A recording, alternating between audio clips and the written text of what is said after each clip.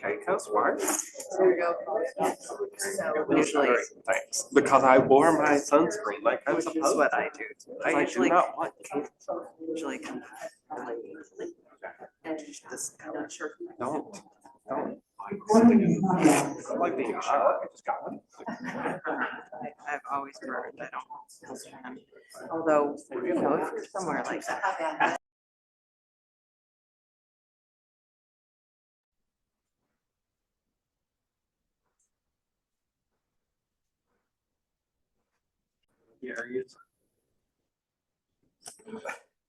Good morning. We are here today on docket number 25-32853-ECON. It's regarding University of Connecticut Health Center Finance Corporation and UCHCFC Waterbury Health Corporation, which have submitted an application under the relatively new Emergency Certificate of Need statutory regime.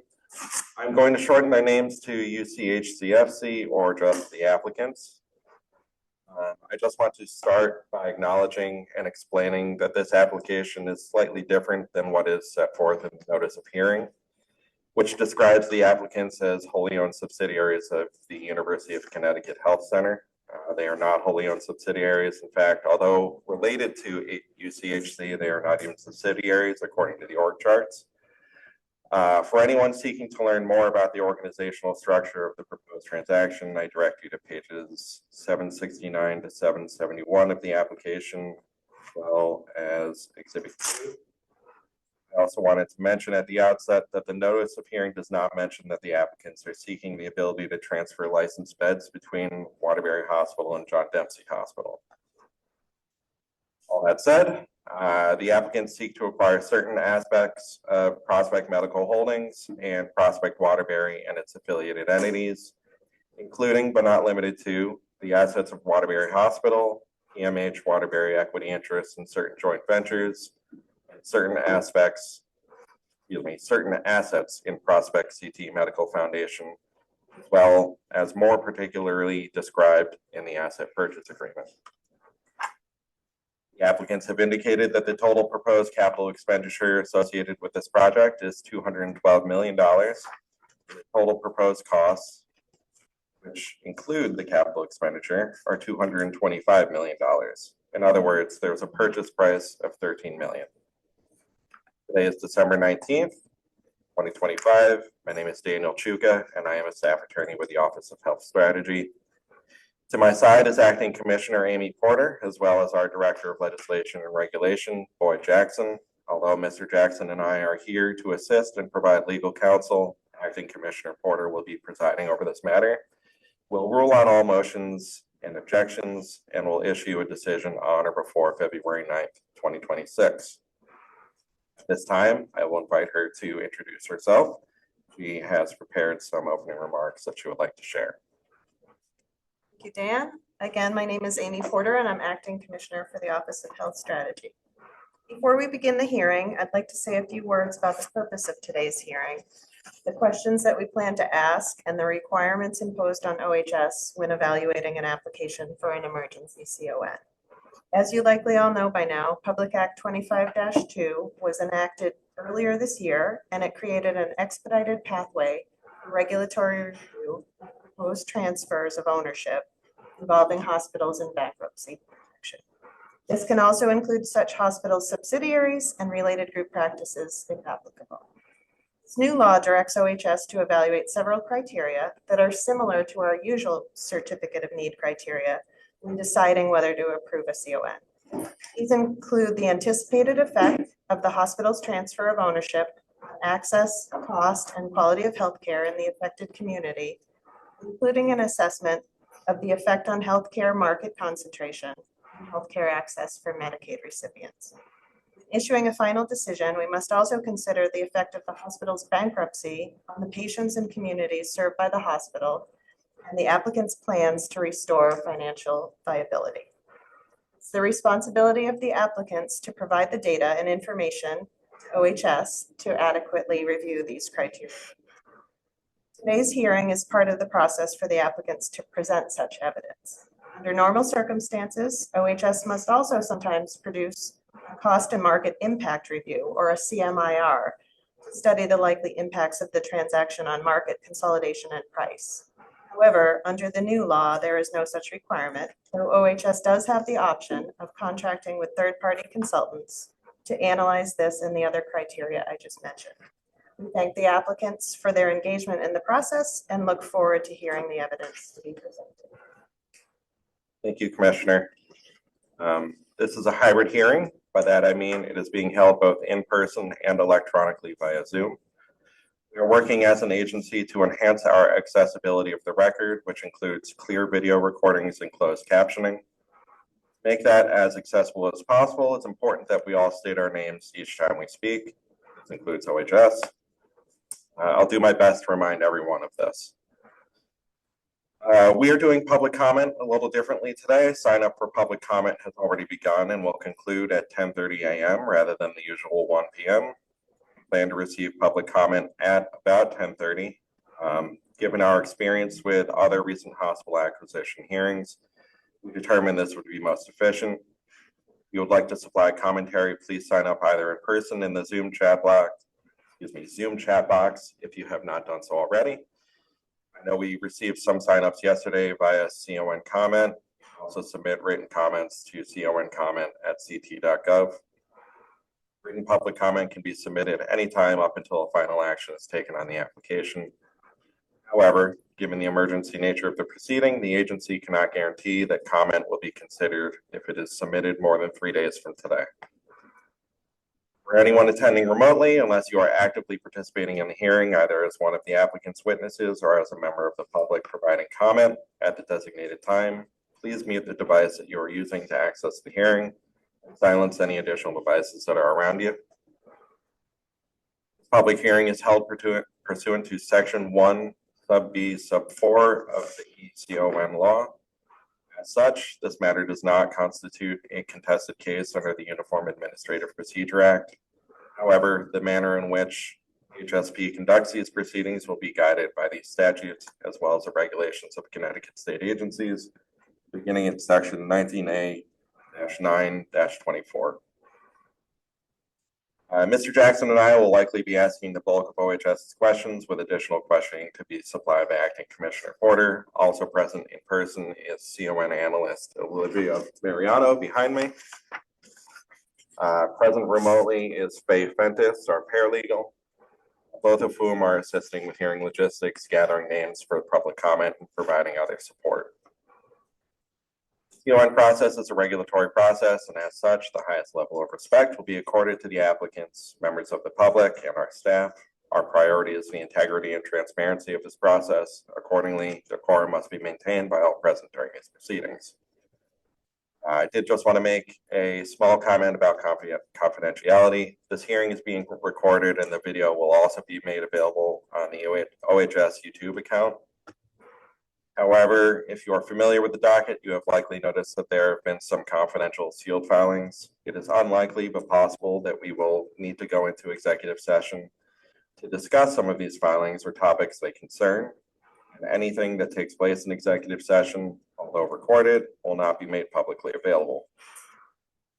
Although we will do our best to handle all executive session matters at once, there may be a need for some bouncing around and flexibility.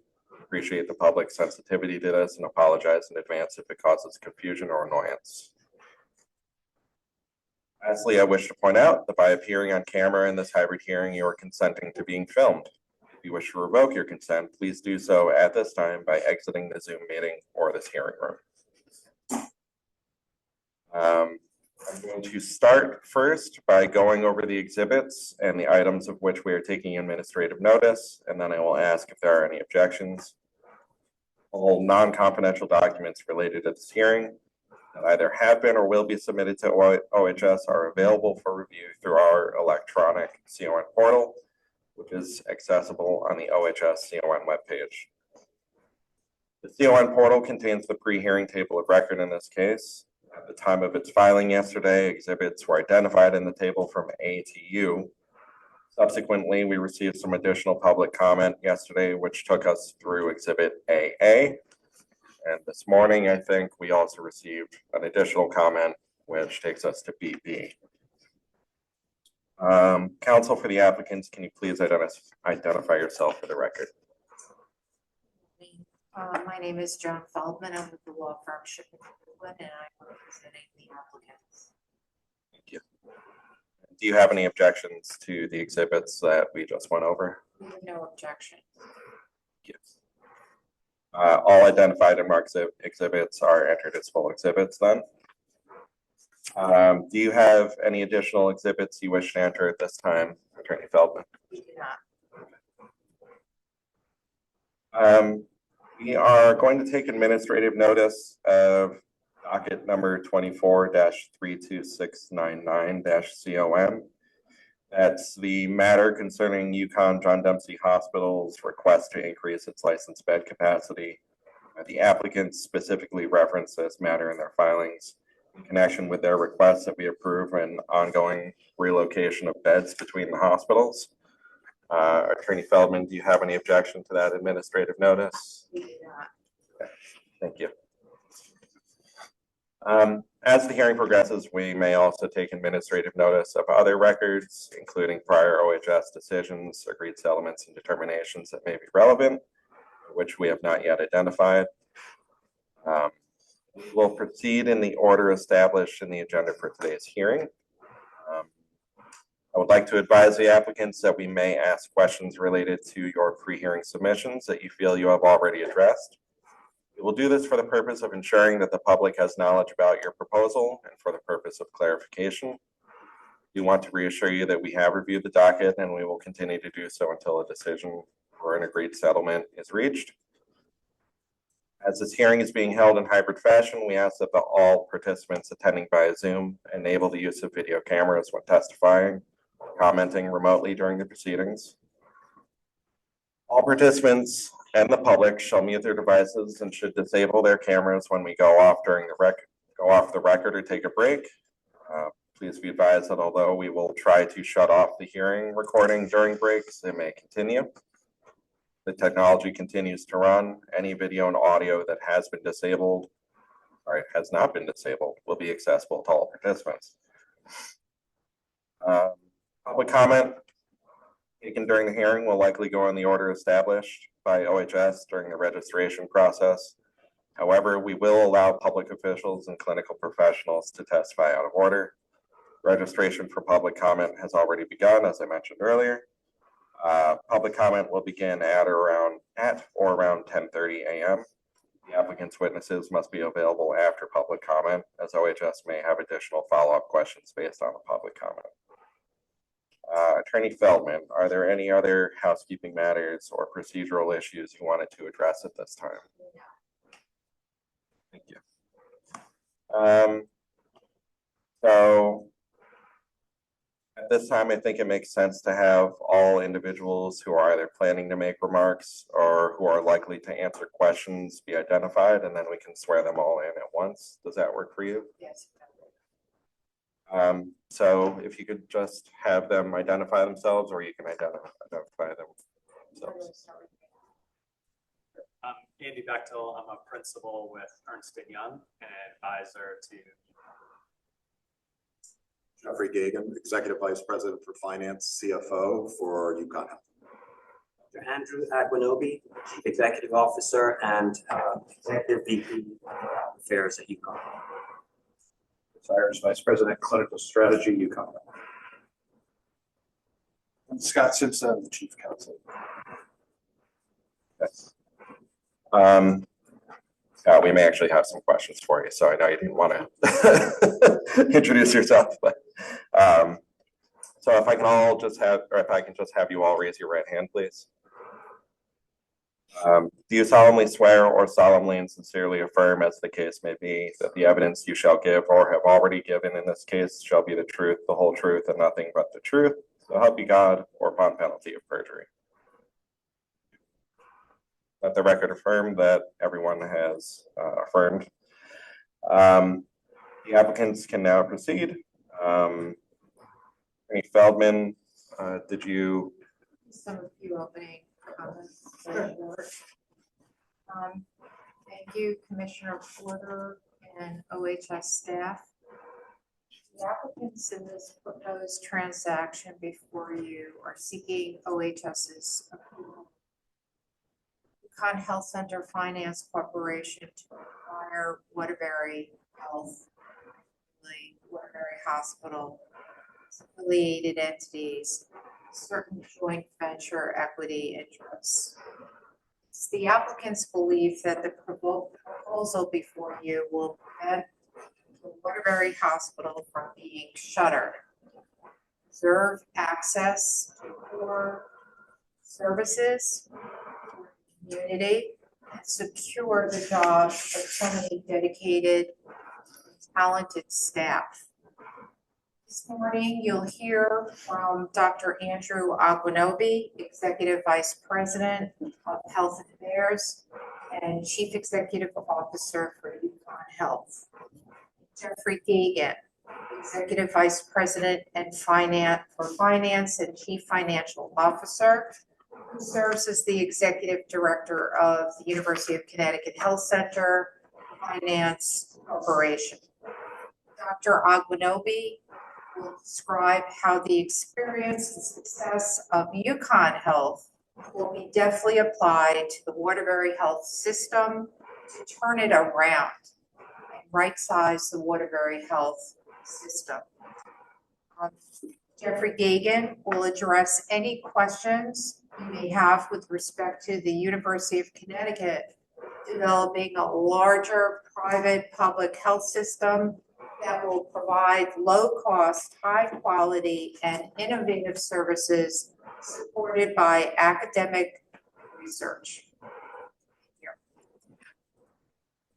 We would like Dr. Aguinobi to provide some testimony. Sure. Good morning, Commissioner, OHS staff. Thank you very much for listening up today at this hearing. I'm Dr. Andrew Aguinobi, Chief Executive Officer and Executive Vice President for Health Affairs at UCONN Health. I'm here today to present and to answer questions regarding our emergency certificate of need application for transfer of ownership of Waterbury Health as an important next step to both preserving and restoring this important community hospital. Before I make some brief comments, I want to say thank you to the employees and the physicians of Waterbury Health who have worked under extraordinary conditions and uncertainty these past few years, who have done so with passion, professionalism, competence, pride, and care for the community they serve.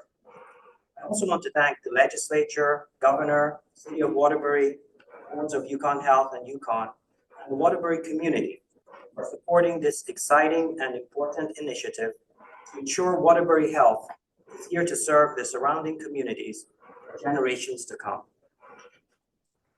We at UCONN Health are very excited about this acquisition, because preserving and strengthening Waterbury Health is a win-win-win solution. It's a win for the people of Waterbury who deserve and need healthcare access close to home.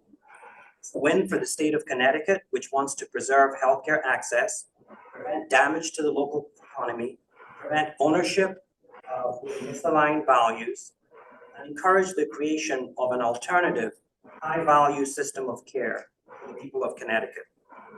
Finally, it's a win for UCONN Health because it meets our strategic goals of gaining much-needed scale, addressing capacity constraints due to our heavy patient demand, and bringing our award-winning quality, safety, and patient experience to more residents of Connecticut.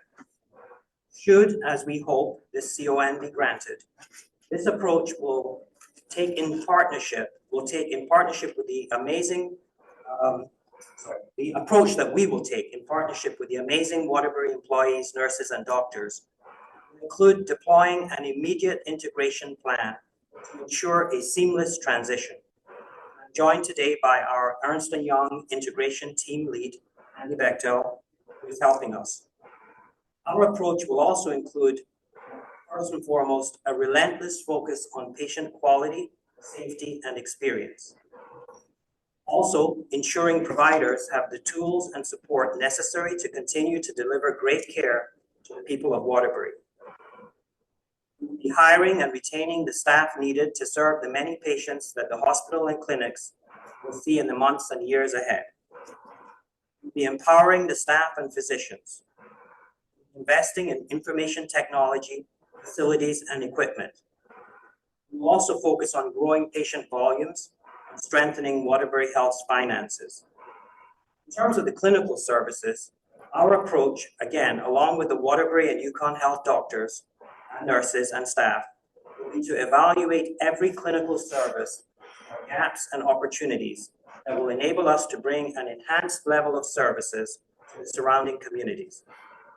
Finally, we will listen to the community through a community needs assessment to ensure that we are building and strengthening clinical services to meet those needs.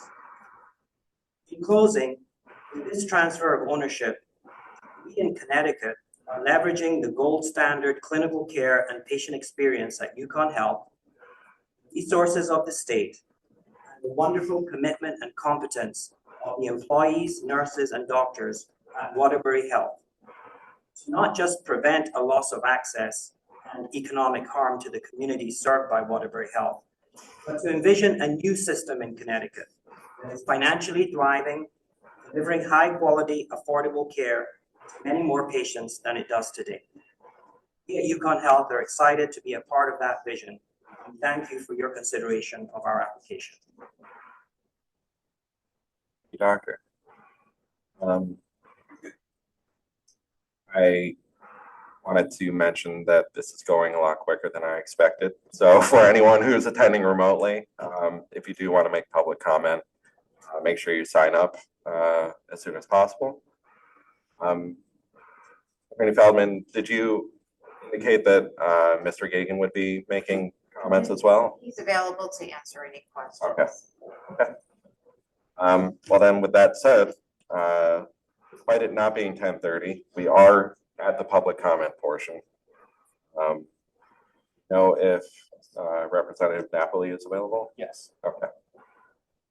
So I believe we only have one person signed up, Representative Napoli. Hi, Who will be joining us via Zoom. We can. Hi, good morning. I hope you all can hear me okay? Yes. Okay, great. Commissioner, I want to thank you and your staff at the Office of Healthcare Strategies for holding this important meeting. And again, for the record, my name is State Representative Ron Napoli, and I serve Waterbury's 73rd District. And I'll be submitting testimony today on behalf of Mayor Paul Paderewski, who has been dealing with our water issue the past 4 or 5 days here, and certainly Senator Joan Hartley as well today. I will start with Mayor Paderewski's testimony, if that's okay with you all. Sure.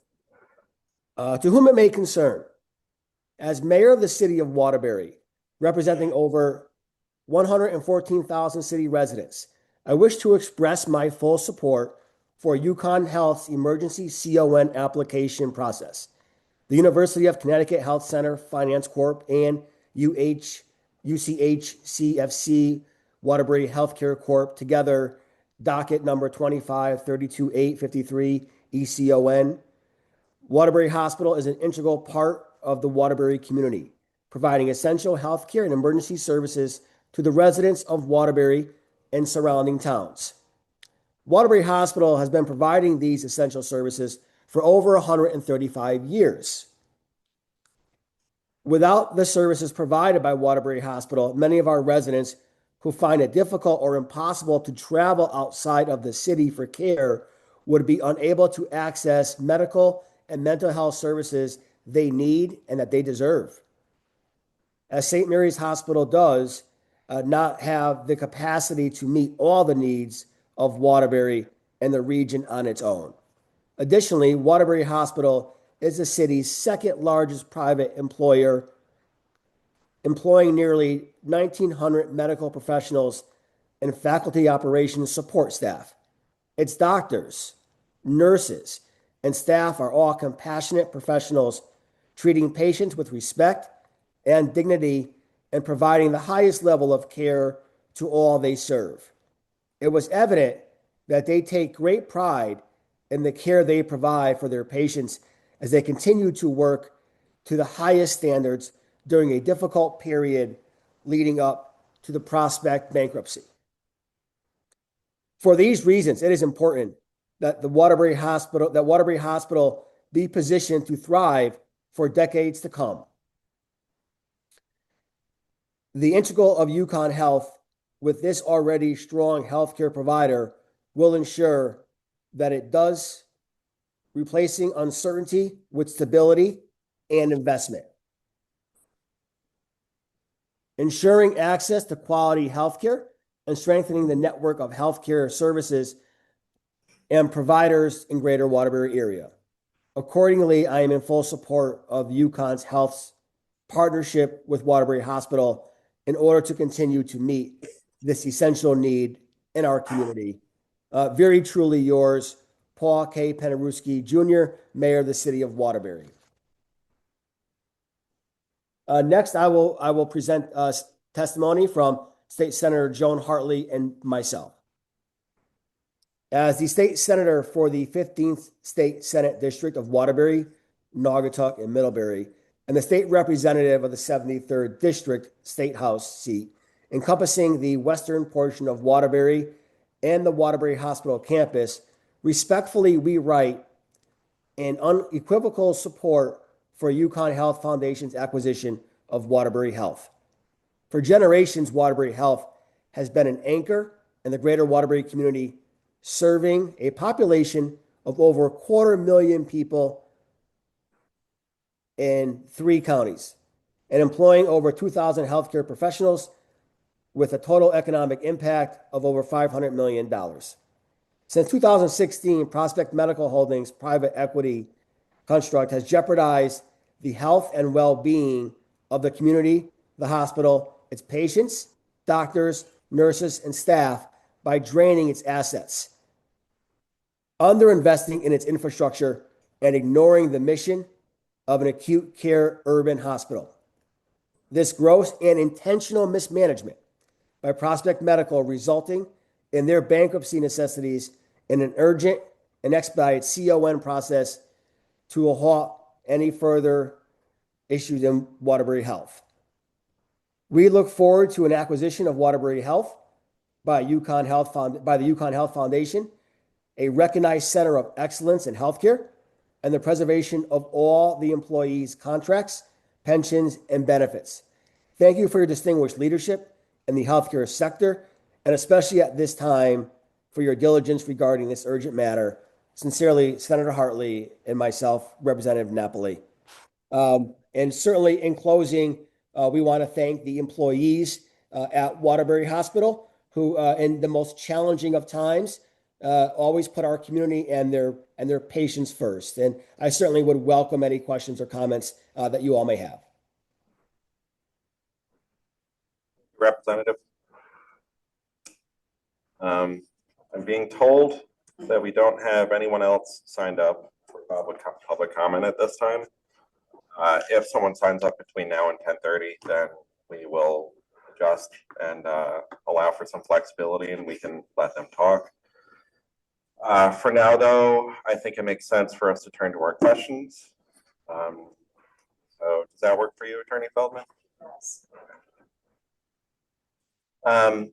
So we haven't prepared these questions directed to anyone specifically. So whoever feels as though they know the answer, or Attorney Feldman, you can direct whoever you think is most appropriate. We would appreciate that. The first set of questions are just sort of background questions about what the proposed transaction is and how it's sort of in shape. And that's why I thought Chris Simpson might be helpful in this regard. So you have provided a few versions of the organizational charts and graphics that describe all of the entities involved in the proposed transaction for anyone following along. Some of them can be found at pages 769 through 771 of the application, as well as Exhibit Q, which was uploaded a couple days ago. So can you help us and the public understand who the parties are and how this transaction is being structured? So this is Scott Simpson. The applicant parties, University of Connecticut Health Center Finance Corporation, start with public instrumentality created by statute, Connecticut General Statute Section 10A-250, subsequent sections. It was created by the legislature in 1987.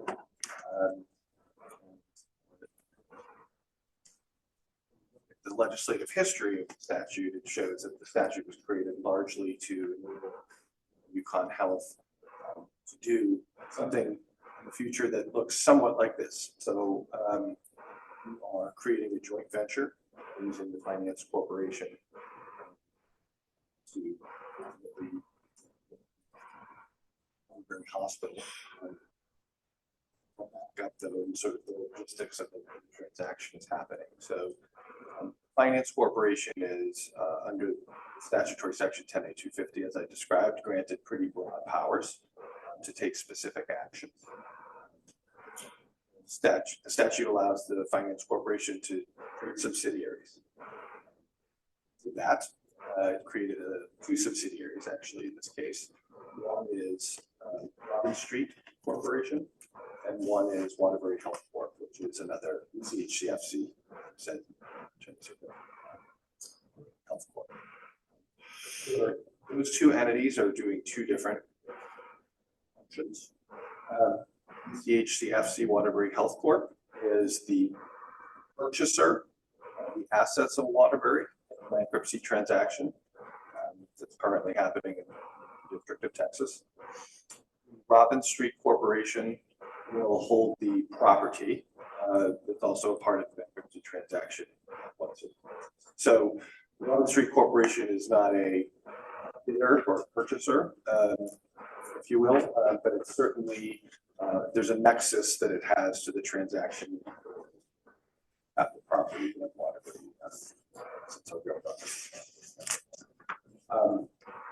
Look at those two entities. So the finance corporation and the Waterbury, the HCFC Waterbury Health Corp applicants here. So that's where the Waterbury assets will be purchased. I can go deeper than that for more explanation, but I just want to lay out sort of the finance corporation background and its intersection to the transaction. I think that's pretty good background. If you can speak up a little, I think that might be helpful. I know you probably weren't planning to speak this morning, but the people online are asking that you do so. Okay. So just to make things more clear, we are going to ask some additional questions just as follow-up that we think are relevant. So UCONN Health, UConn Dempsey Hospital, UConn Medical Group, those are not directly part of this transaction, correct? That's correct. So for now, I'm just going to refer to those as Group 1 or like UConn Health. You know. So if you can.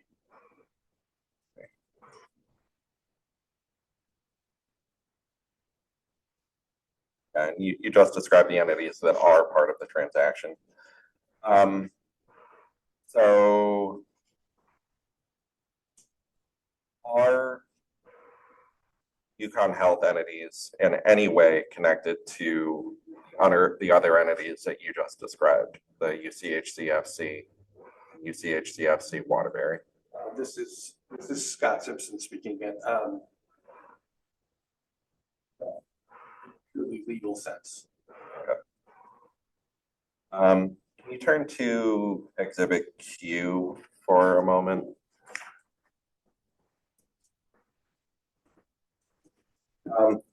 So there's a dotted line between an entity which is called UCHCCN and UCHCFC Waterbury Health Corporation. Can you tell us what that dotted line means? Yes. So this is Scott Simpson again. So the dotted line on the chart, I just want to make sure I'm the correct one. The one from the Finance Corporation at the top to, the Waterbury Health Corp, UCHCFC Waterbury Health Corp to the UCONN Health network, Community that- Network. the line? Correct. Okay. We'll start at the UCHCFC Waterbury Health Corp. So that is a subsidiary, that entity, UCHCFC Waterbury Health Corp, is a subsidiary of the Finance Corporation. Again, created pursuant to the Finance Corporation statute. It is Secretary of State. So that is that entity, UCHCFC Waterbury Health Corp. It's the again purchaser in the bankruptcy transaction. I just want to, I'll say these things several times. I'm sorry if I repeat myself, but I just want to make it clear. So that is the purchaser at the asset purchase agreement in the bankruptcy transaction.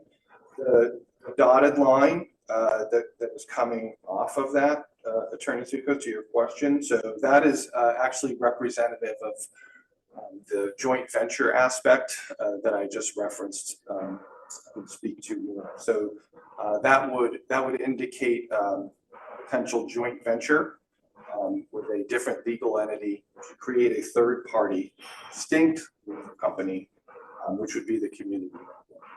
That would provide the flexibility going forward if the entity chose to do so, to add additional systems.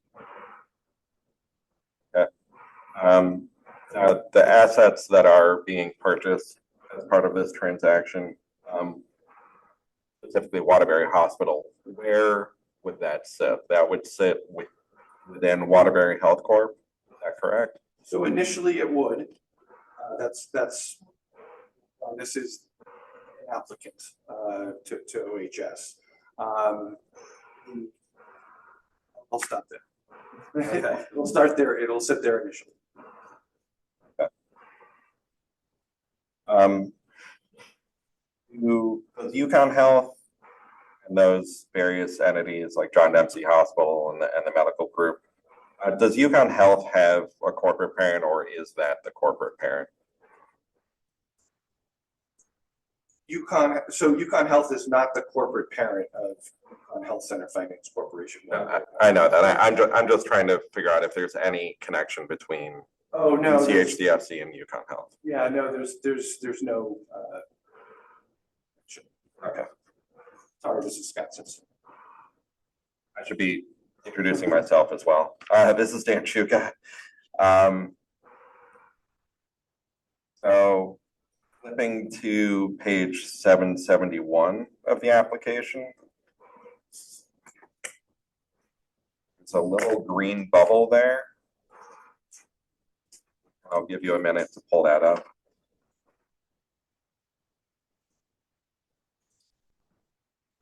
Hopefully you have a color. Yes. Sorry, I'm pointing to green bubble for everybody that can't see. So it says management team / UCH CEO, UCH CFO, new network COO integration management office. Can you just tell us a little bit about how that will function? Sure. So I'll start. This is Scott Simpson again. I'll start by saying that has not yet been created or determined. And I'll secondly say that would pertain to, if we flip back to the previous exhibit, that pertains to the network, the community network box that we're talking about. And those are, think about those functions. Those are functions that would be executive functions that would be contracted for by the community network. So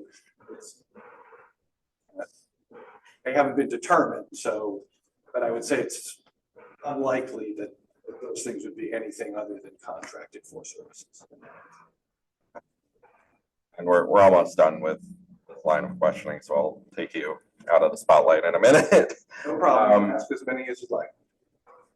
So all of this is leading up to this question, which is, what extent will the experiences from UConn Health form or guide the acquisition and the integration and the transition, given that they are separate entities? So again, Scott Simpson. So while they are separate entities, I think it's a great question and allows me to then talk about similar to what Dr. Equinobi testified to earlier. Why is UConn Health's experience and accomplishments relevant here?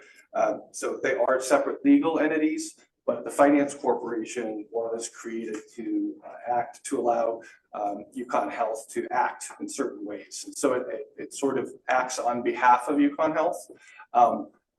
Doesn't do that in a technical legal sense, but it does it in a way that allows two things. One is ownership and two is governance. And so the Finance Corporation, if we just kind of just peel a layer back, Mr. Gagan is the executive director, so he's also the executive vice president for finance and CFO at UConn Health. And then so sort of clear leg of interest there. The other thing I'd mentioned from a governance perspective is that the board, the Finance Corporation, which is separate and defined in the statute as being a separate governing body, shares with UConn Health Board of Directors, UConn Health Board of Trustees, as well as president of the university.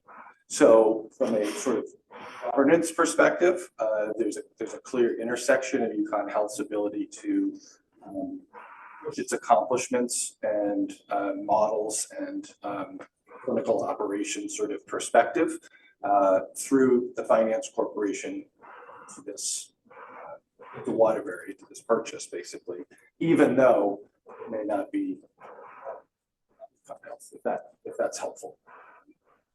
Thank you. Attorney Feldman? I just want to back up for a moment to Attorney Simpson's comment about the legislative intent behind the formation of UConn Health Center Finance back in 1987. And obviously, it's taken a long time to get to this point. It's very exciting today, but it was basically to level the playing field so that a system-wide state-private partnership could be formed. And utilizing the expertise, specialty services, the academic research and training programs across the state.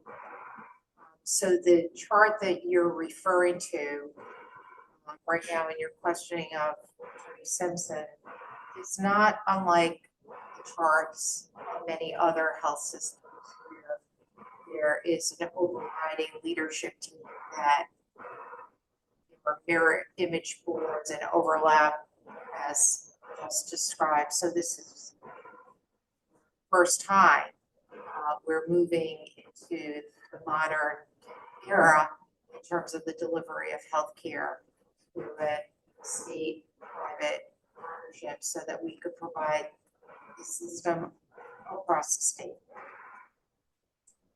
Thank you. That's all helpful background. So related to all of this, I wanted to talk a little bit about Medical Properties Trust and Robbins Street Corp. Briefly, so Robbins Street Corp is a wholly owned subsidiary of the Financial Corp, as you mentioned earlier. And you mentioned that it will be taking in or acquiring the assets, the real property assets. So not to oversimplify things, but does that essentially mean that the real estate will once again become property of the state? Correct. Okay. In as much as the finance corporation is treated from a tax exemption standpoint and from many other aspects as a state, so you're subject to state requirements. That is correct. And last question on this, how will the lease payments and any related lease terms compare to those that are currently in existence with the MPT lease, if you happen to know the answer to that? Assuming that that's the structure that remains in place, which I sit here to Scott Simpson, sorry, which I would imagine that it would. Lease payments would be certainly no more than fair market value, and would adhere to all requirements from a legal regulatory perspective, but they would be designed to be as low as possible. One of the principles that the applicants are very well aware of, and due diligence in this transaction and going forward with it, is the enormity of the lease payments. Waterbury was subjected to that inflicted on the system. It's top of mind for us. Thank you. Shifting focus a little bit, but still sort of talking about how this is being structured. I wanted to ask some questions about the medical group and general staffing. So we may be able to give Mr. Simpson a break here. Maybe not, I don't know. So Hartford Healthcare just obtained approval to acquire the assets of the UCHN subsidiary of the Prospect Medical Foundation. The applicants in this docket propose to establish the UCONN Health Community Network Medical Group, which will include a subset called Alliance Medical Group, as well as Cardiology Associates of Greater Waterbury. Will there be any connection between, excuse me, UCHC's existing medical group and UCHC and NMG? That's the network medical group that established. No, other than purely contractual arrangements that they might enter into, there's no. That's it. Chuka. What are all of the categories of healthcare professionals who are currently part of AMG?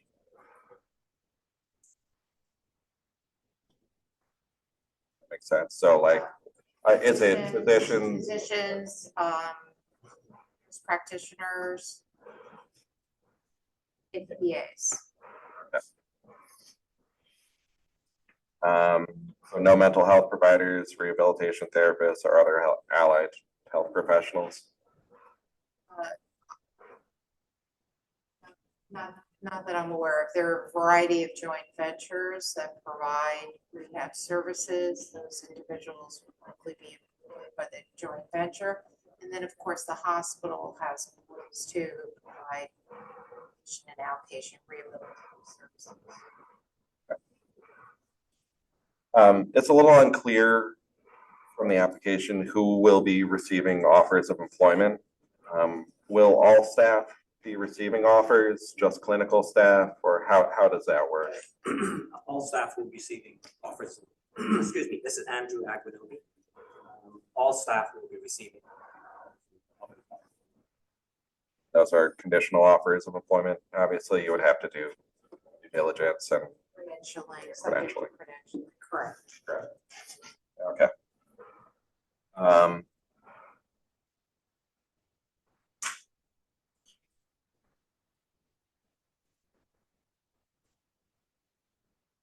So will the physicians be going into that network medical group and other clinical staff will be going elsewhere, or how is that going to work?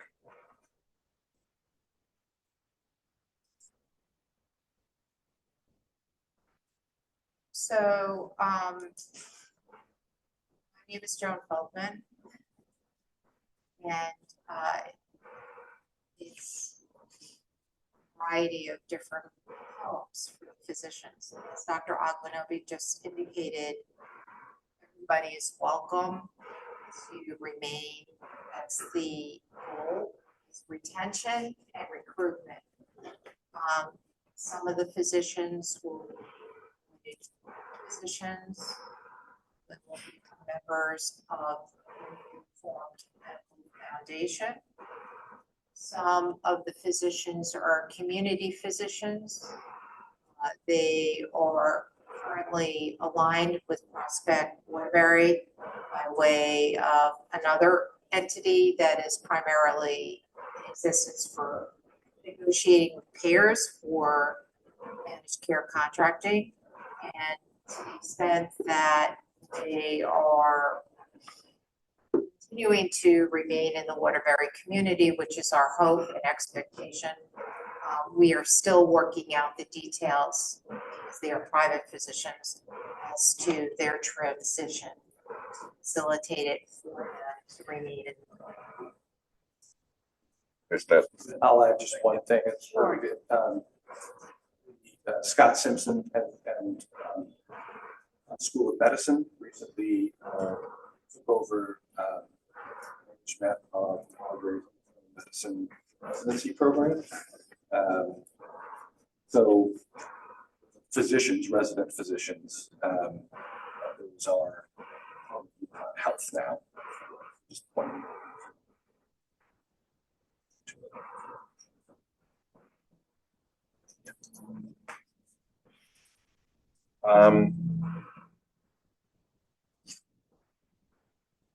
It's good. This next question could probably be phrased a little better than I'm going to present it, but I'll do my best. So given that Hartford Healthcare has already acquired a portion of Prospect CT Medical Foundation, and you're going to be acquiring the assets of a different portion of PCTMF, will there be any assets of that foundation that exist after this transaction closes?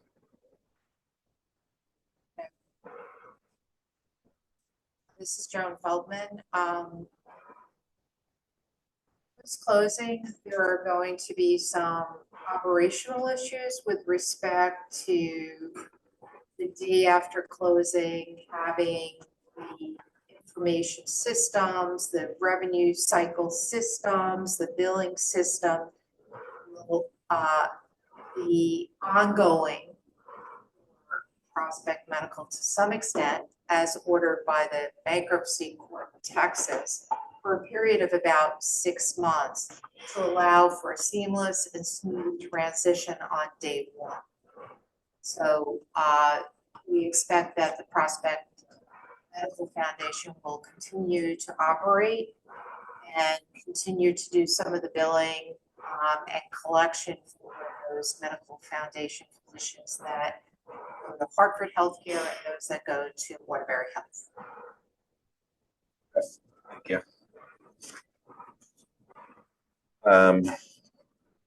We're going to shift focus again a little bit. We're going to talk even more about planning and integration specifically. The applicants have indicated that UCHCFC Waterbury plans to engage Prospect or its designee to provide short-term transition services. This relates to what you were just talking about, Attorney Feldman. We received a copy of the TSA a couple days ago. That's part of Exhibit R. Looks fairly similar to the one entered with Hartford Healthcare. Are there any significant differences that you are aware of between the two? I don't think that it's Joan Feldman can speak directly as to the agreement that healthcare has with Prospect, but I think that there are alignment with respect to what the needs are when you're transferring assets and you need to be up and running day one. And those issues are mostly regulatory in terms of getting approvals for Medicare, Medicaid, and assignment of contracts from payers or negotiating new contracts with payers to the extent that there is no assignment.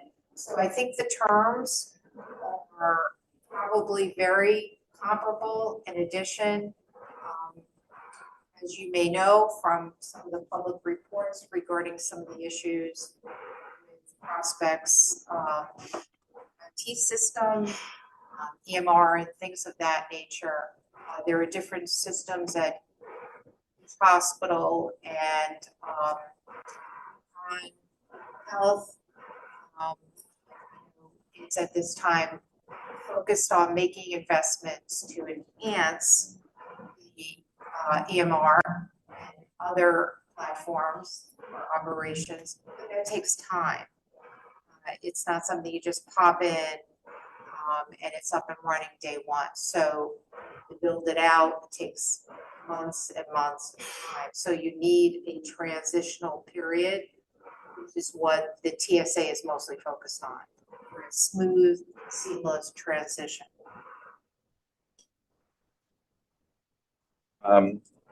Is UConn Health fully Epic based at this point? Yes.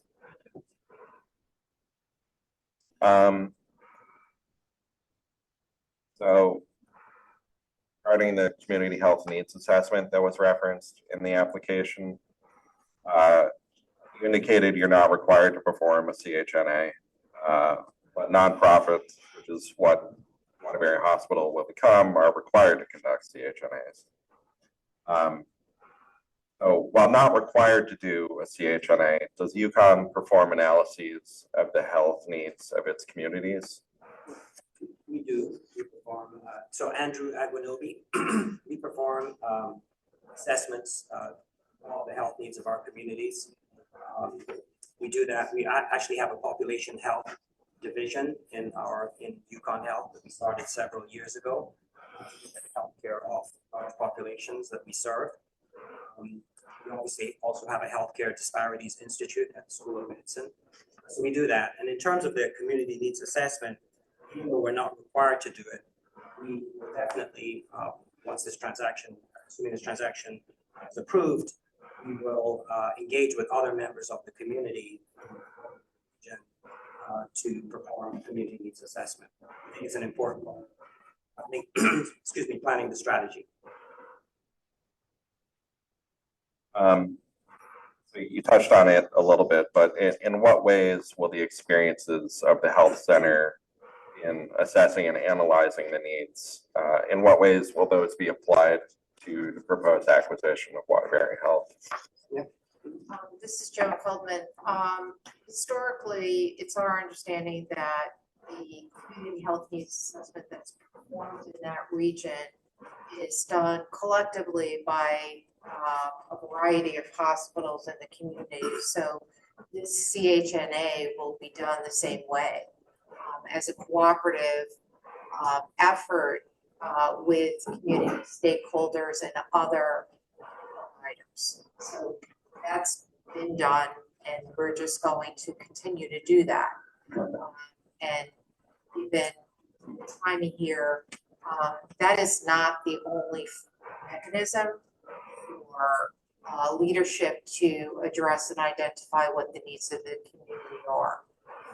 The priority right now is to make sure that we provide safe, high quality care on day one. And as Mr. Bechtel will explain in greater detail, what the integration plan is focused on helps. Thank you. And I'm happy you brought up that the Greater Waterbury Health Partnership, CHNA. That was going to be my next question. They did produce one for the time period 2023 through 2026. So will you be adopting that for the time being, if that's appropriate? Yes.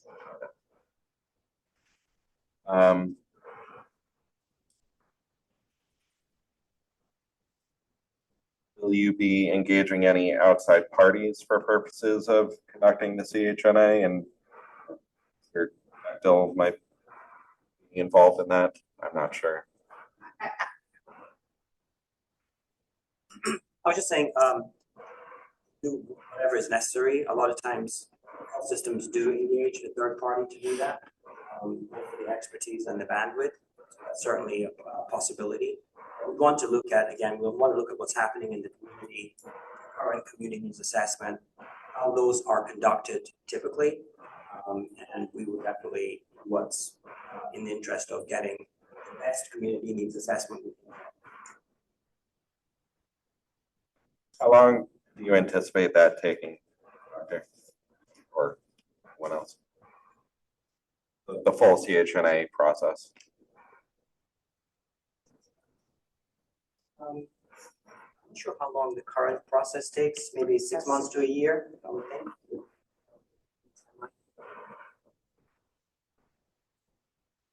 This is Boyd Jackson. You mentioned additional kind of looking at the community and what the community needs. And that's where Ernst & Young comes in and the integration and the planning, strategic planning, thinking about the needs of the community.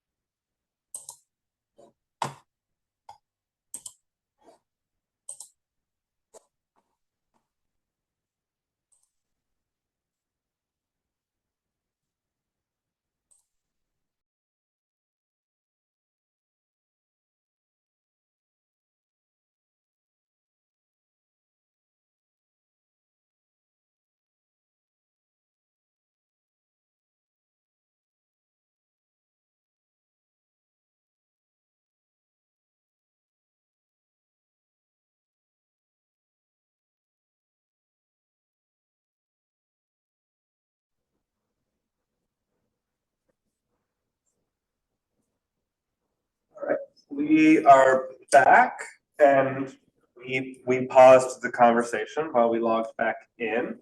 Apologies for the technical issue. We're talking about some of the community health needs assessment and the planning and the integration. We'll be incorporating, acting on the existing Waterbury area CHNA that is for the period 2023 through 2026. And participating in that kind of collaborative effort for the next iteration, which presumably would be kind of the 26 onward time period. You mentioned additional kind of analyses and planning, and you've brought in an external consultant. Can you tell us about that relationship, the analyses that will be done, and the planning process that will be incorporated there? Ernst & Young is mainly doing integration management for stabilization of operations. All hospitals, including UCONN Health, continually evaluate their different divisions and departments, continually evaluate the needs of the community. We do that at UCONN Health all the time. As I said, we have a population health management department, and we have value-based care, which requires that you understand the chronic diseases in the community and how to manage them, what best approaches are, including social determinants of health, transportation, food, nutrition, things like that. So we will be applying the same mechanisms that we use in UCONN Health today to the Waterbury community as we're waiting for these formal processes to move forward.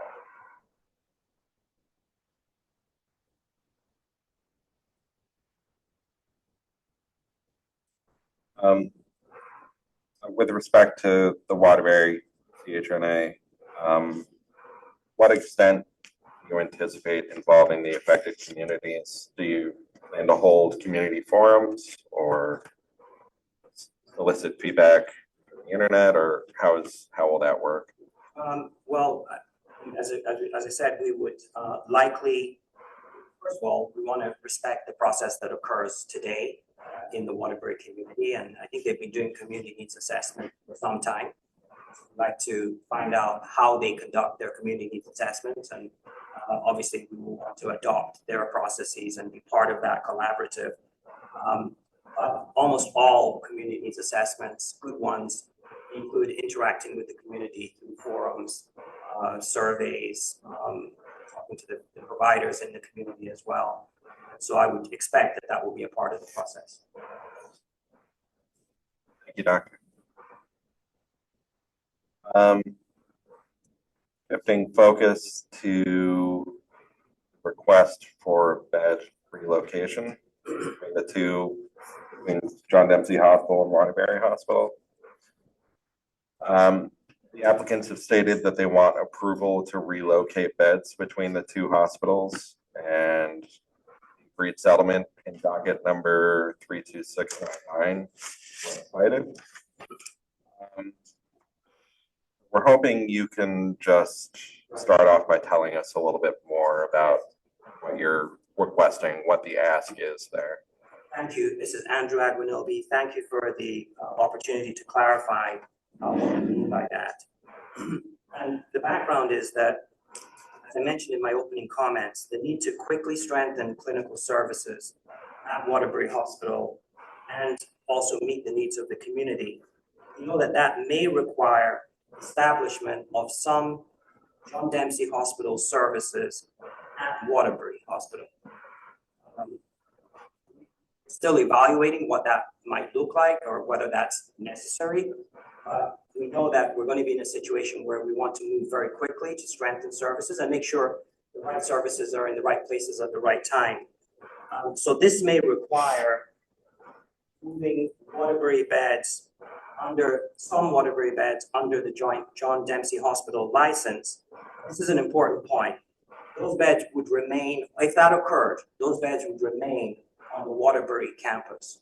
We're not talking about, this is a clarification from earlier, we're not talking about moving beds from Waterbury Hospital to John Dempsey Hospital campus. We may need to establish some John Dempsey Hospital services at Waterbury, and that may require having some Waterbury beds under the John Dempsey Hospital license, and as needed to meet our clinical strategies and goals. Joan Feldman, just want to state that that is really common practice where hospital unit in another hospital to operate service, whether it's inpatient rehab unit or a special palliative care unit for oncology. Those are some examples of existing arrangements occurring right now in the state. And I think Dr. Aguinaldi is going to. This is Boyd Jackson. Can you just explain for us and the public why that type of arrangement is necessary? So hearing your explanation of the need to put a John Dempsey service at the Waterbury Hospital to serve the community, why is it necessary for that to be officially under John Dempsey Hospital rather than UCONN Health as a whole, integrated and partnered system, reallocating resources to the Waterbury Hospital so that the Waterbury Hospital would be the one performing that service? So I think both are possible, but one of the reasons why we wanted to request the ability and the flexibility to have this arrangement that we're talking about is because the fundamental benefits of this partnership is us being able to bring specialist care expertise from UCONN Health. We have a very deep bench of many specialists, over 51 specialties at UCONN Health that we built over time. And the ability to bring those services, when it's appropriate, into the Waterbury community through UCONN Health is an important factor for us to elevate where it is necessary, elevate the quality of care and the sort of services for the Waterbury community. But that may require, if we're doing it as UCONN Health coming into that community with those services and that expertise, may require having a JDH unit in the Waterbury Hospital. Again, not taking the beds back to JDH location. So is that an efficiency issue? So if someone listening to this might say, if it's just about getting specialty services there, why could you not just direct a physician to go and provide that specialty service for 2 days or whatever the need is at Waterbury Hospital? What's the importance, what's the benefit of that unit being John Dempsey licensed beds? Yes, so we're looking at how we can do things as efficiently as possible. And also leveraging the UCONN Health expertise in Waterbury Hospital, because remember, UCONN Health is public, and this community network is private. So being able to bring UCONN Health employees, I'm talking about faculty, not regular employees, faculty into Waterbury Hospital and into that community. Now, there are different ways of doing that. In some cases, you can do it, it's just a contractual.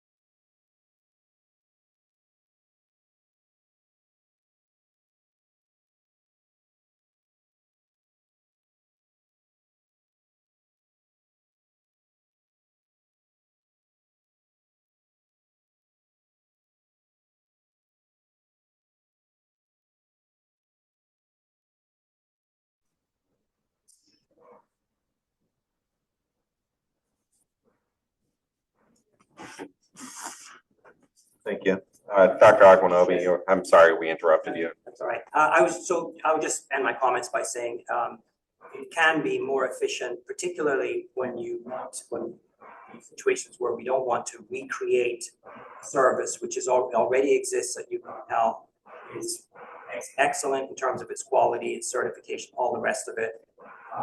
It may be inefficient to recreate that in Waterbury, as opposed to just bringing those services. Again, speed is of the essence as well. We want to build trust with the community and make sure that the community experience that hospital the way that they're anticipating. And so that's one of the reasons.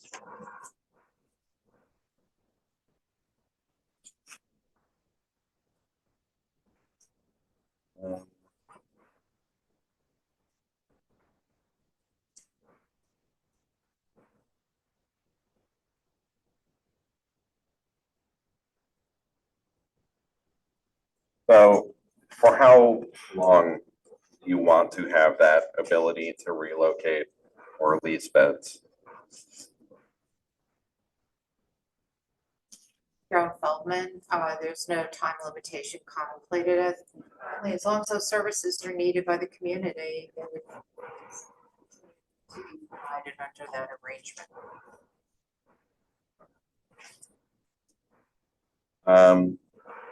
And regarding docket 32699, would it be possible for one of you to articulate why that docket was referenced? The docket was referenced with respect to the bed need at JGH, just historical purposes. It's the only reason. Reference.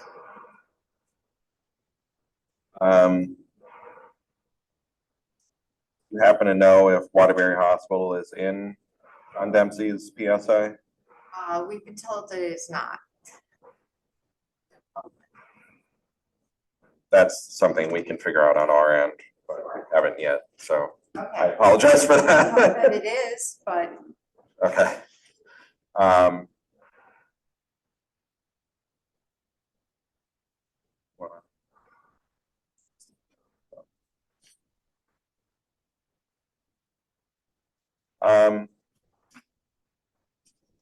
So shifting focus to recruitment and retention.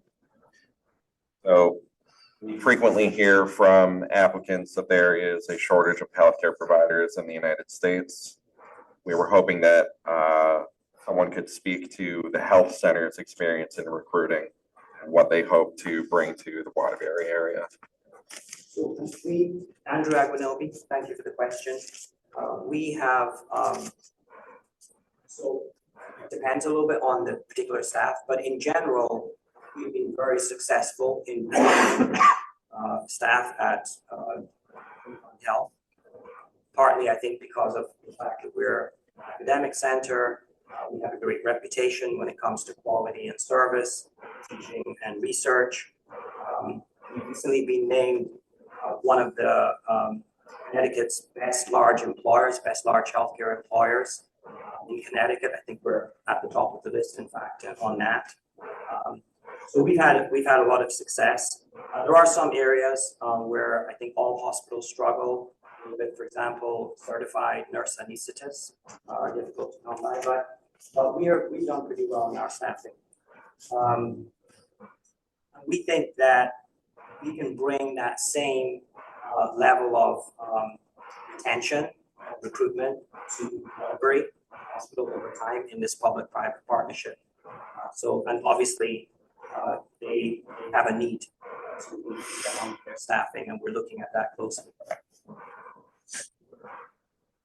Where does the health center generally recruit physicians from? Are you bringing in new graduates, new physicians to the state?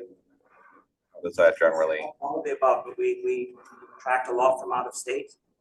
A lot of our applicants from out of state, but we also attract a destination in the state as well.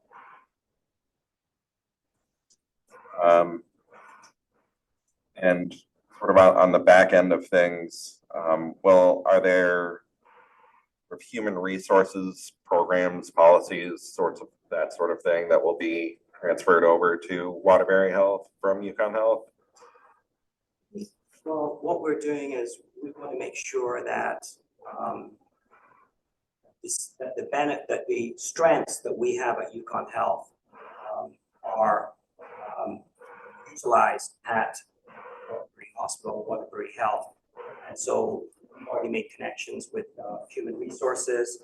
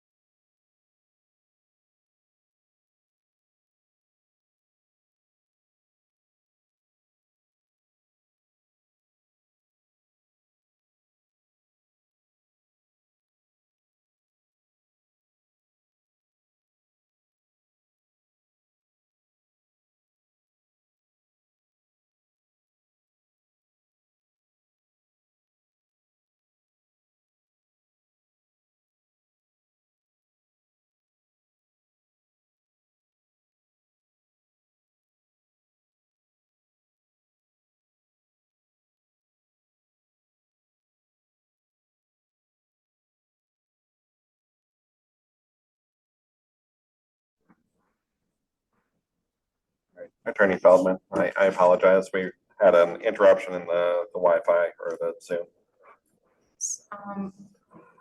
Response as a follow-up to Dr. Aguinaldi's comments regarding questions about policies at Waterbury. They'll be the same as the ones. They'll be unique to Waterbury, that community. And they'll be primarily driven by regulatory requirements, contractual obligations under that Waterbury has. So we're not just picking up and same thing. Be specific to Waterbury.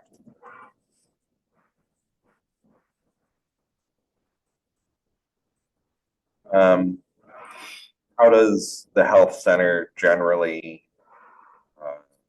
recruit for other clinical providers and allied health professionals? We've spoken to physicians specifically, but we're talking about nurses and other providers. I think what we can say at this point is that Waterbury currently has mechanisms that they rely upon.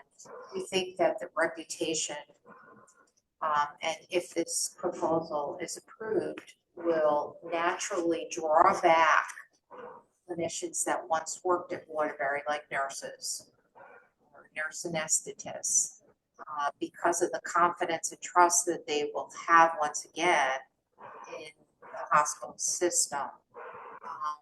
But it's still part of the assessment process, and to the extent that there's things or tricks or things that we have to do that are different.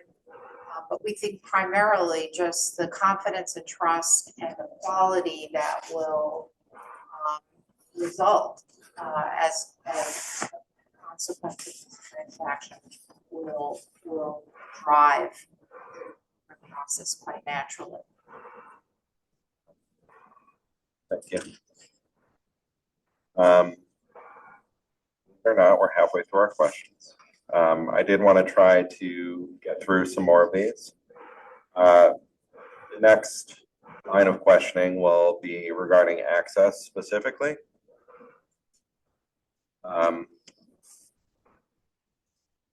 So when discussing how the applicants will improve access to care, the applicants have said that since they were the only bidder, it's likely the hospital would close if we don't approve this transaction. And by closing Waterbury Hospital, that would create a gap in care. Other than by preventing the hospital from closing, other than preventing the hospital from closing, how do the applicants plan to improve access for Waterbury and the surrounding community? Well, this is Andrag Winilby. One way, of course,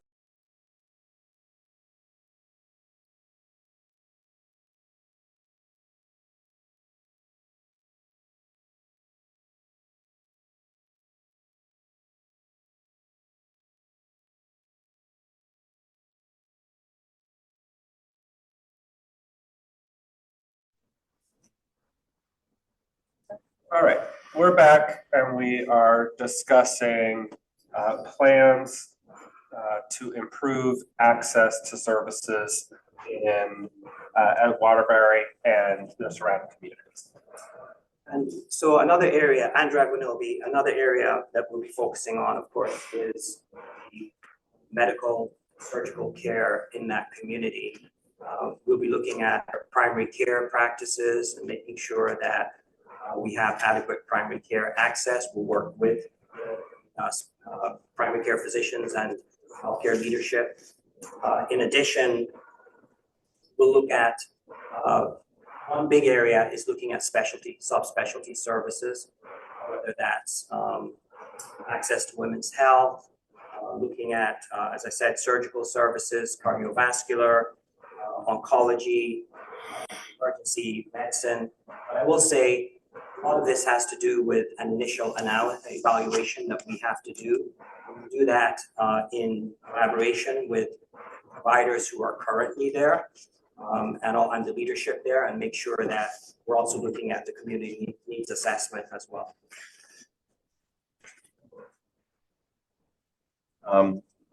What lessons have been learned by the health center's experience increasing patient access that can be applied to this transaction? Some of the lessons are that it's critical to focus on quality, safety. As I said, to listen to the community, make sure we understand what the needs are. But supporting the providers, I think one of the big lessons is, in addition to focusing on what I just mentioned, supporting the providers with the tools, the equipment, the locations that are necessary to serve the community.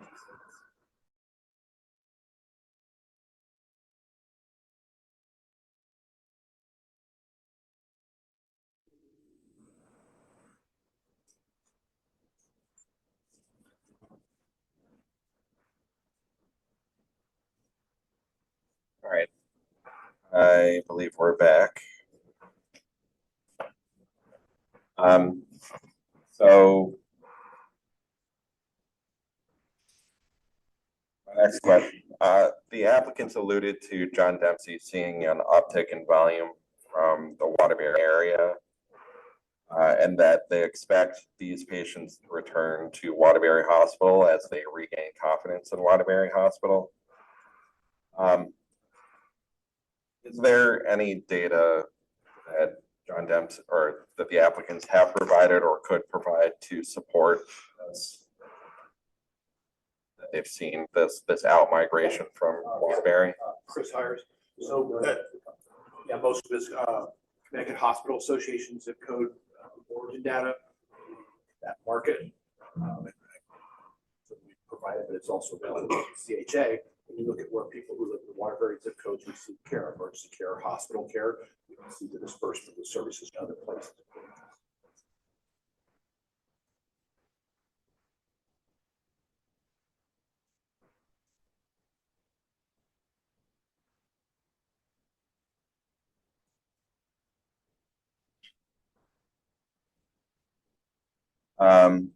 What percentage, if you know, of Waterbury Hospital's current patient census you anticipate returning to that hospital after this acquisition?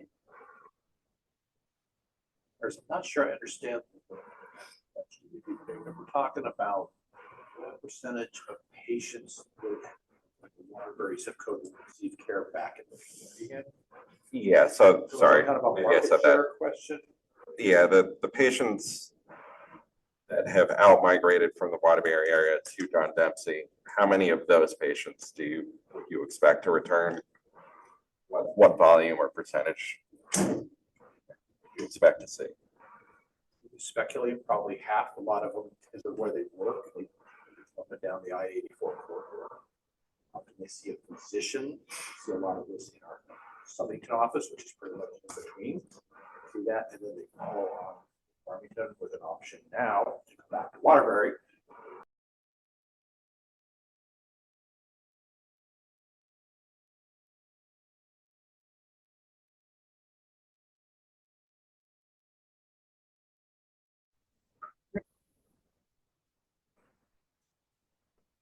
Mr. Hires, I'm sorry, you were interrupted. I think maybe finish the thought. So going back to the Connecticut Hospital Association data, when you look at emergency room,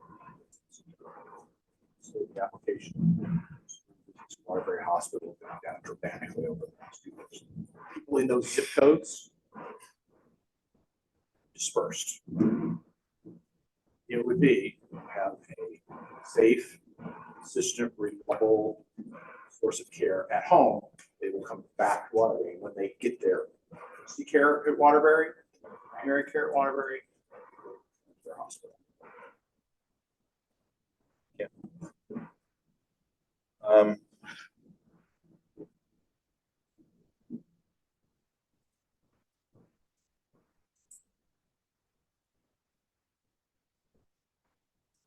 So the applicants have stated that there is, quote, no immediate plan to terminate services at Waterbury Hospital. Are the applicants willing to commit to not terminating any services for any duration of time?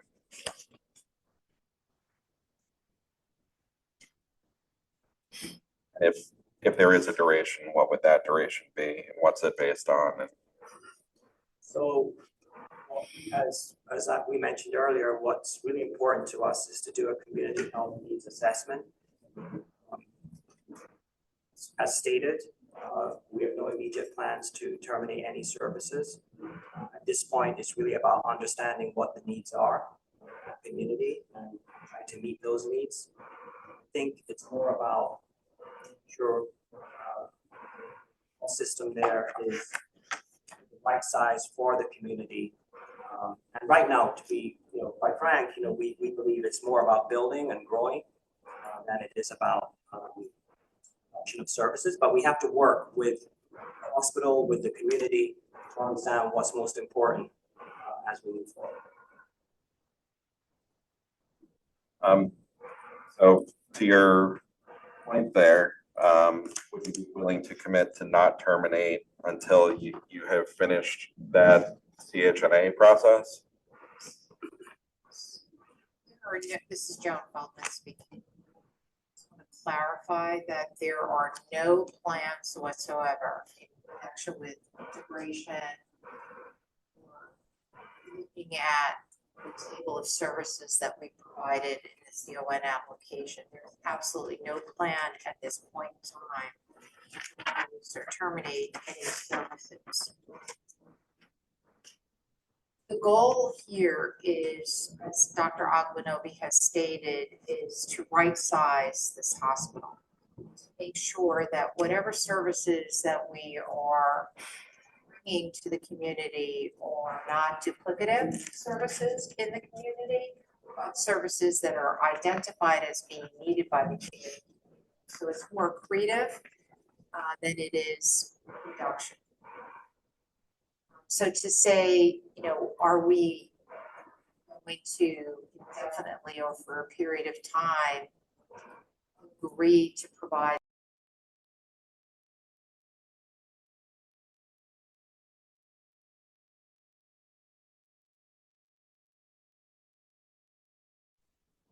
I apologize, you were interrupted. Feldman, I think you were in the middle of saying. It's difficult to state the record and commit to providing services for there's absolutely no plan looking at the table of services to reduce the services, but until integration occurs, the needs are identified, because there might be services that are not currently being provided, that are being provided that are not needed. So to give a blanket statement would be very difficult at this time.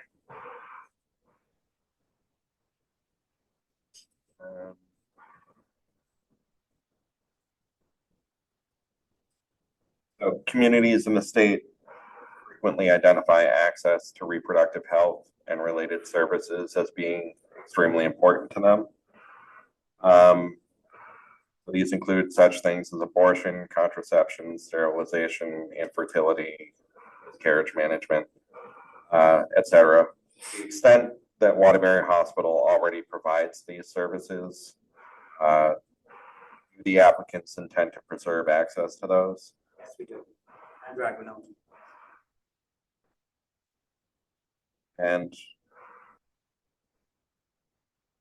are there any lessons to be learned from the applicant's experiences with the health center that could be applied towards preserving and enhancing access to those services? Others can jump in too, but I would just say that we have grown our services at UCONN Health for baby and OGN services. We have grown them dramatically over the last 10 years. And so the lesson is that there's a need, there's a demand, that it's important for systems in the state to provide those services. So when you say you have grown those services at the health center, what exactly do you mean by that? What I mean is that our OBGYN division, including maternal fetal medicine, high-risk pregnancies,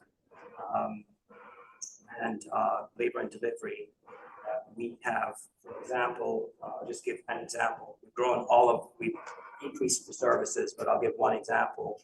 Our deliveries have gone from 500 deliveries to 1,500 over the last few years. It's just one example.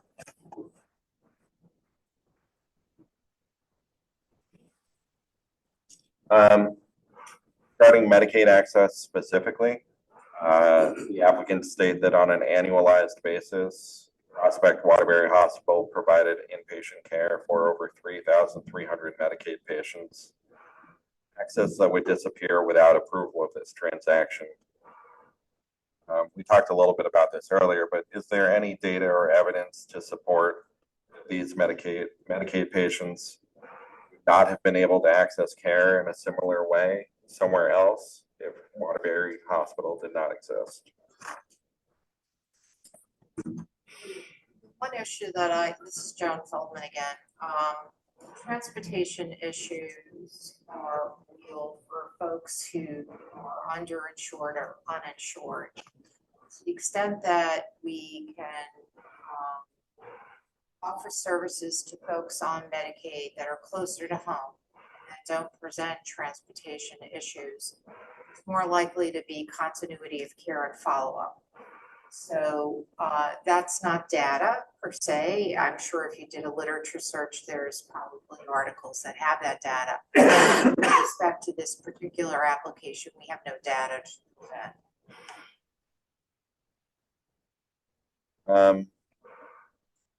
Can you provide any testimony today about specific improvements that the health center has seen in improving Medicaid access to care? Health Center is a safety net hospital, and it offers 340B. It offers other services related to addressing healthcare disparities. I'll let Dr. Aquinobi. Right. Well, the health center, UCONN Health Center, because we're a public entity, we take all payers, regardless of ability to pay. So Medicaid, particularly for Medicaid subspecialty services, which is where there's a lot of access issues for Medicaid, getting orthopedic care, for example, cardiovascular care, etc. That's something that we are completely open to everybody, including Medicaid, and we get people from all towns in Connecticut because of that.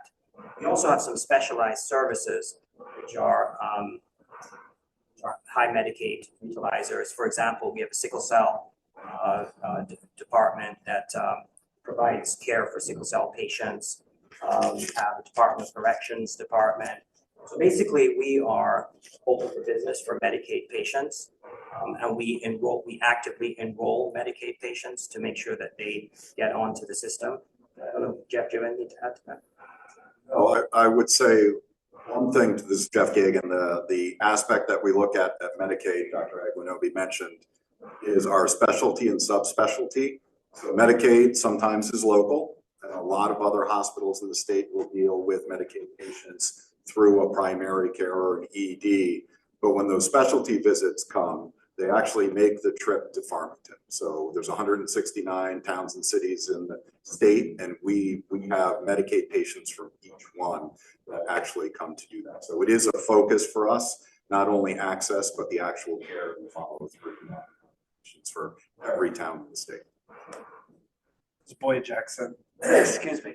How do you achieve that openness? Is that just hospital policy? How do you work with your specialist clinicians to do that? And will those whatever tools are used at John Dempsey, will those be used at Waterbury as well? Partly it's everybody is aware that it's our mission. It's our mission to take care of all patients in Connecticut, regardless of your ability to pay. And by the way, that mission is also that we should be giving everybody the highest level of care and the highest experience, regardless of your ability to pay. So our physicians, our departments, they're all very aware of that.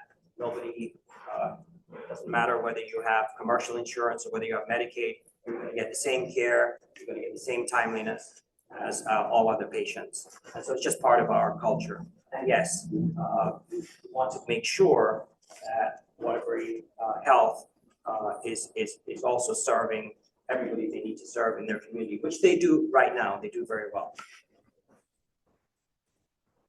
Thank you. I think we're going to take a 15-ish minute break until 11:30. We'll try to work on whatever we have going on with the Zoom recording. So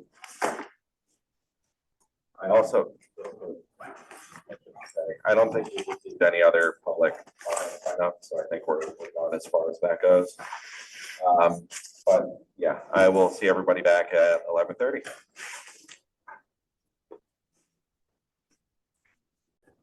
We'll get through this last 30-40 minutes. Welcome back. For those of us joining us we are in the middle of our questioning regarding UCHCFC's CON application docketed as 25-32853-ECON.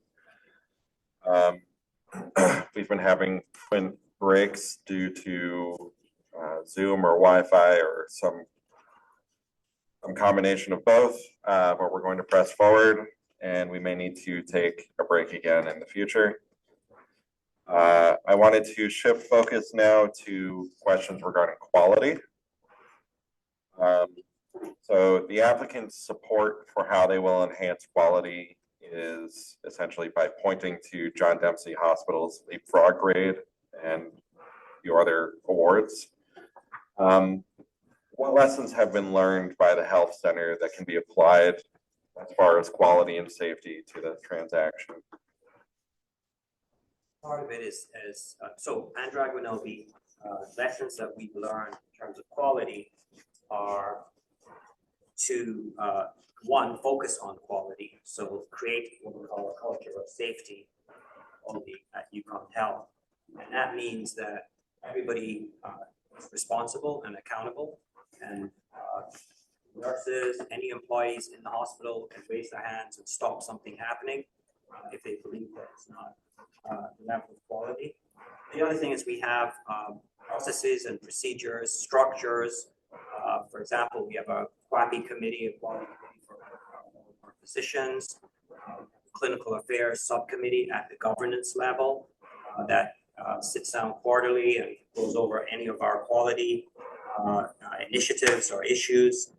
We make sure that we support the equipment needs, the tools, the people that are needed, hires that are needed to be able to make sure that we're focusing on quality.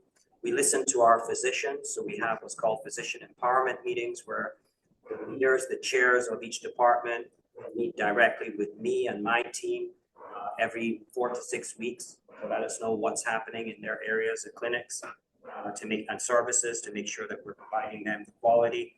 So it really permeates the whole organization. And of course, the result of that is, as you mentioned, we don't just have quality, we have consistent quality. So that's what the 10 consecutive safety ratings from Leapfrog means, is that your quality is consistent. It's not up and down, it's not volatile. But we've also been named one of the, we're ranked among the world's best hospitals, America's best in state hospitals, and so on and so forth.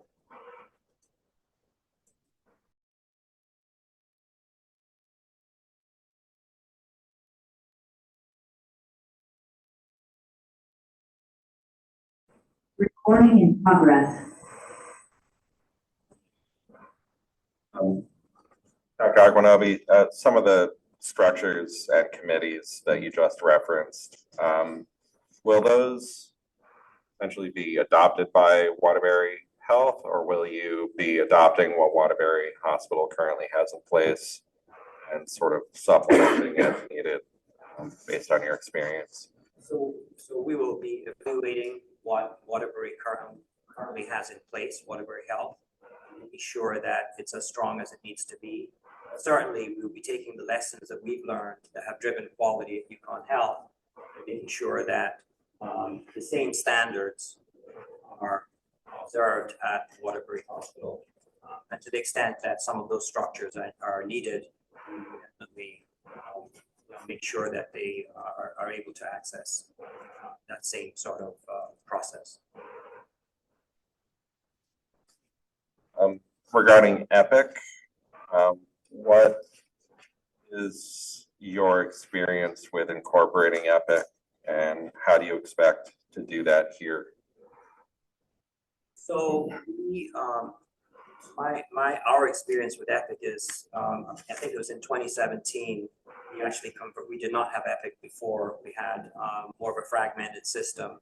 We implemented Epic across UCONN Health, both inpatient and outpatient. So we're very experienced in implementing a system-wide electronic medical record. The ultimate goal, at Waterbury would be to move them to Epic But at this point, we're in the evaluation stage. They have Cerner, and we obviously don't want to do anything that's disruptive in the short term. But that would be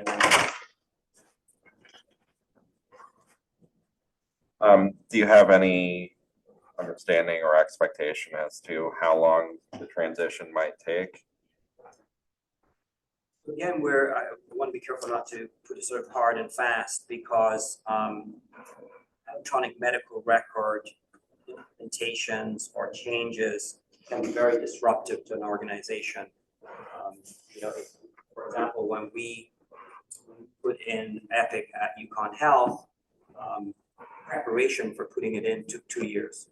So just to give you a sense of, it takes a while to make sure you can do it without negatively impacting patient care and provider practices. But having said that, we're in the evaluation of Cerner right now, and hope that sort of in a 12 to 18 month period, we'll be able to make some decisions about the next steps.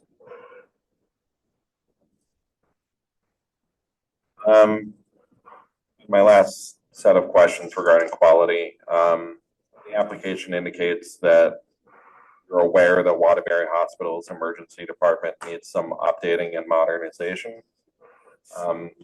I was just curious how you became aware of that. Jeff Gagan, I'll answer. So as part of our due diligence process, we actually did a tour of the site and all off sites for it. Including that tour was a facilities assessment. So we are actually hand on hand with our facility team, and our consultants actually walked through with theirs. So part of that aspect was going through deferred maintenance and current plans that were unfunded by Prospect, but basically on a list that, they wanted to move forward. So the ED was an example just of one of those. Can you provide some other examples?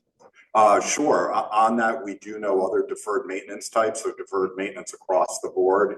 You're talking about things like plumbing, electrical, HVAC, are items that are past their useful life that just needed to be attended to.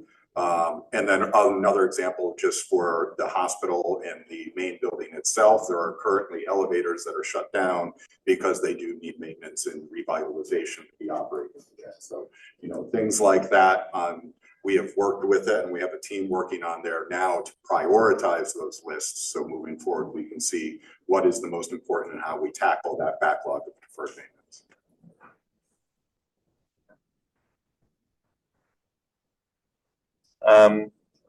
Next set of questions are regarding affordability and cost. We know that John Dempsey has the lowest commercial insurance reimbursement rates in Connecticut. According to RAND and NASHP data, John Dempsey is at about 187% of Medicare, and Waterbury Hospital is at 204% of Medicare. We also know from the literature that acquisitions generally lead to higher rates that are negotiable. Does the health center anticipate being able to negotiate higher rates at John Dempsey, and does it intend to? This is not the health center that is negotiating rates for Waterbury. Just want to clarify that. Sorry, yes. Does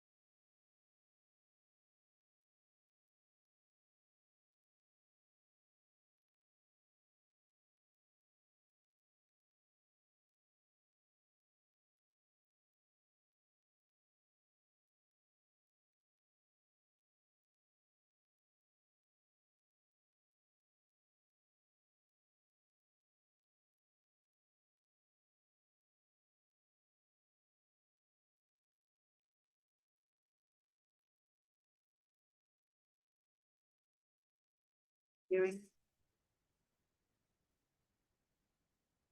I think we're back. So we were talking about affordability and cost. And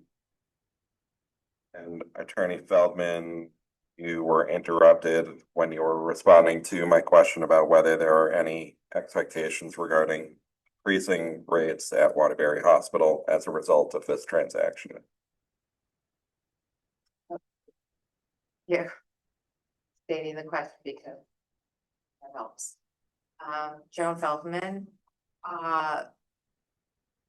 we are very early on in the assessment. Obviously, we don't have access to sellers' rates at this point in time prior to a variety of regulatory reasons. But there will be discussions with peers and that will take some time, but there are no expectations at this point, one way or another, as to how it will be in addition to what existed. Other than what you just told us, the RAND report, which we think is a little outdated. Yeah, that's 2023 data, I think. So how will the negotiations transpire? So since they are separate entities, the health center and Waterbury. Be done by Waterbury. Okay. So the same team negotiating for John Dempsey will not also be negotiating for There'll be Waterbury? separate negotiations. Team separate might be. negotiations? There might be people at Waterbury that are currently doing that, and they may consult with other people in the network down the road, but there are no specific plans at this point in time. But it will be Waterbury specific. Okay. To the extent that your question is, will there be the ability of UCONN folks to have access to the Waterbury, the payer managed care folks at UCONN to have access to Waterbury sensitive data, we will comply with all regulatory requirements.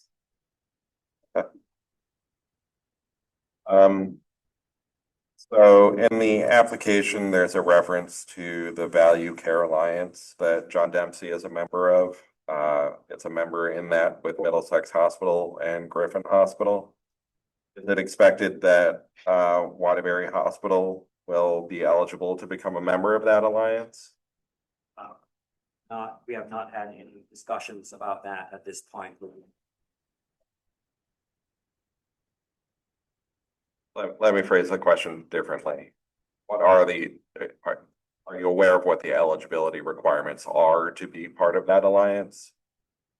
Yeah, Jeff Gagan. So I think they will be eligible as a discussion, and we are currently a member. But as Dr. Aguinobi just stated, what we need to do first is see what their current contracts and relationships are, and then move forward. And we will do due diligence to see if that's the best thing to move Waterbury as part of that. But that'll be later on down the line. Okay.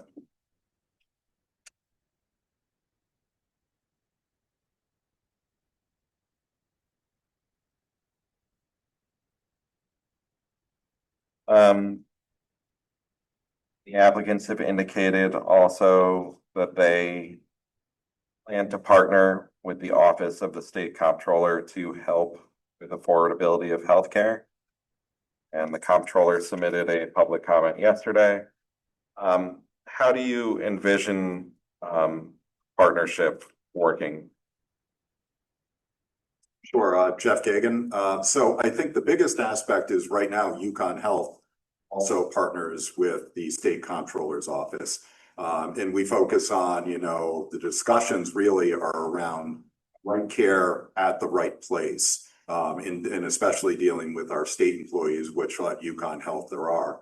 We just plan to extend those conversations also, out to Waterbury and have that as a larger conversation just for one of the items that might happen for it. But again, those are if necessary services that don't need to be provided in a hospital location can actually be provided on an outpatient or other locations for that. Just for an example of the type of ongoing discussions we'll have with the comptroller, and then we'll be able to expand that with the new community network.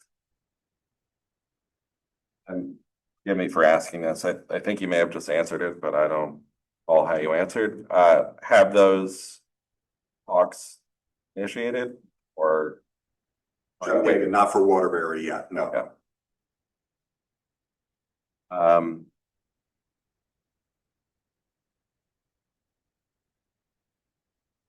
So the applicants have proposed a capital expenditure of 212 million.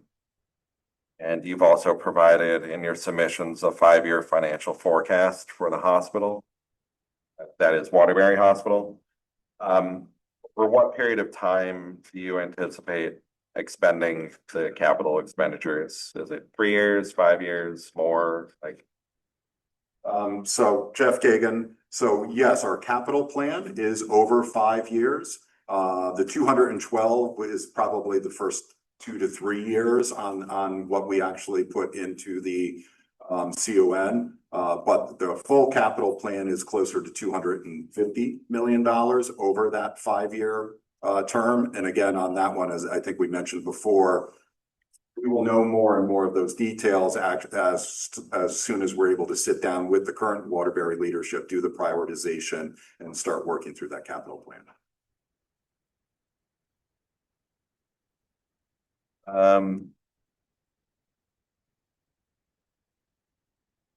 And my last questions are regarding market concentration and efficiency. So when there is an acquisition of another hospital, obviously these are 2 separate entities, but there will be some efficiencies created as a result of this. So we were hoping you could speak to the benefits or efficiencies that the residents of this state can expect as a result of this transaction. I just want to clarify the question. Yeah. That's fine. Are you asking about market concentration? Right. We understand this won't have a huge impact on market concentration, but to the extent that I know these are 2 separate entities, but to the extent that it is sort of being framed as an acquisition, and you already own the health center, what sort of efficiencies can be created between the 2? So yeah, Jeff Kagan. So again, I think the biggest efficiencies are on costs. So as we look forward, I think the mention was there'll be contracts. So contracts between the community health network and UCONN Health. But just for examples of what we can do, especially on the health network, is focus on expenditures. So as we grow that health network, we'll have more, leverage to do negotiations with our vendors for supplies and other aspects of that to hopefully bring down. So instead of each individual hospital having their own, we can get some economies of scale to move forward. Then on other things, for example, of IT and other support, there might be contracts between, again, the community health network. So instead of reinventing and creating a whole new department or entity to run, for example, a new revenue cycle program that might actually already be run, they can contract and the expertise already exists within UCONN Health, or it could be vice versa within Waterbury. So instead of having 2, distinct and separate teams and 2 distinct sets of expenses, we can reduce that and get economies of scale across both entities. Either of you have any more questions? Lee Feldman, did you want to do any follow-up on any? No direct. Okay. So with that, we are done. So thank you all for attending today. Thank you to all the witnesses who came. And as I mentioned earlier, written public comment will be accepted up until final action is taken on the application. But we encourage you to submit it as soon as possible, given the fact that this is an emergency CON and not a standard CON.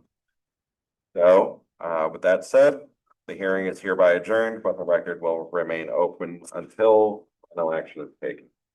Thank you. Thank you. Thank you.